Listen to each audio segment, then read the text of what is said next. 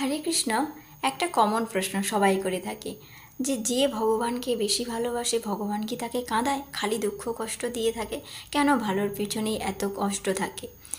না, এই উত্তরে আমি যেটা বলা হয়, আমাদেরকে যেটা গুরুবর্গরা যেটা শিখিয়ে গেছেন যে না, ভালোদের পিছনে সবসময় খারাপ হয়, বা যে ভগবানকে বেশি ভালোবাসে তার কপালে কেন এত দুঃখ কষ্ট থাকে।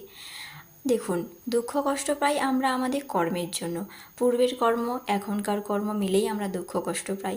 তাই সেখানে ভগবানের কোনো হাত নেই। ভগবান সবাইকে স্বতন্ত্র দিয়েছে, সবার বুদ্ধি দিয়েছেন, কাজ করার ক্ষমতা দিয়েছেন। সেই বুদ্ধিকে কাজে লাগিয়ে আমরা যদি যা কর্ম করব সেটার ফল আমাদের পেতে হবে।